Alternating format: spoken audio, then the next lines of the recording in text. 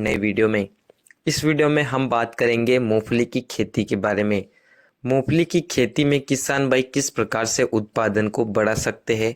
मूंगफली में फूल आने के बाद वो कौन से ज़रूरी काम है जो सभी किसानों को करना चाहिए जिससे प्रति पौधे में ज़्यादा से ज़्यादा मूंगफली का विकास हो और मूंगफली का उत्पादन भी अधिक निकले।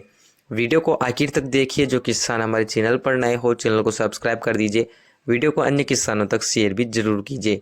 मूंगफली की खेती के बारे में बात करें तो अधिकतर क्षेत्रों में मूंगफली की खेती की जाती है। इस साल मंडी भाव भी काफ़ी अच्छे हैं।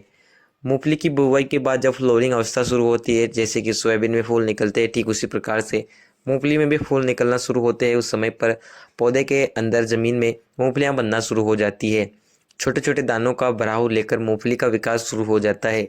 इस समय पर आपको 3 जरूरी काम करने होते हैं। जैसा कि पहला काम, मूंगफली में बारिश सूखने पर स्प्रिंकलर से सिंचाई। अभी के समय पर हमारे क्षेत्र में भी बरसात नहीं हो रही है और मूंगफली की फ्लोरिंग अवस्था में चल रही है। इस समय पर अगर बरसात 2 से 4 दिन के अंदर हो जाए तो कोई बात नहीं है, लेकिन लंबे समय तक बरसात ना हो तो इससे हमारे उत्पादन पर असर हो सकता है, क्योंकि मूंगफली ज़मीन के अंदर लगती है। अगर खेत में नमी सूखेगी, ज़मीन के अंदर से भी नमी सूखेगी, तो निश्चित तौर पर उत्पादन पर इसका असर पड़ेगा। खास करके मूंगफली की फसल में सबसे ज़्यादा बारिश का इफेक्ट देखा जाता है।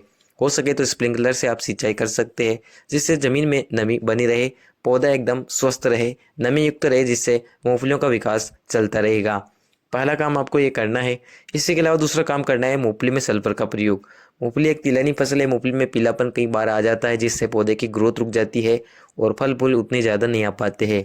अगर आपने मूंगफली में सल्फर का प्रयोग नहीं किया है तो सल्फर दानेदार जो बेंटोनाइट आता है उसका प्रयोग आप कर सकते हैं।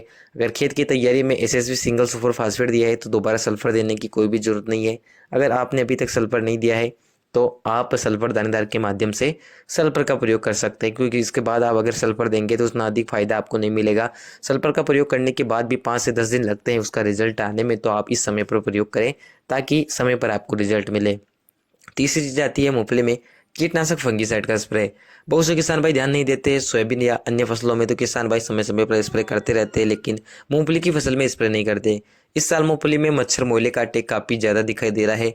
मच्छर या मोइला अगर मूंगफली की फसल में लग जाए तो इससे मूंगफली की पत्तों का विकास रुक जाता है, पौधा पीला पड़ना शुरू होता है, बढ़वार रुक जाती है, ग्रोथ संबंधी समस्याएं आती है।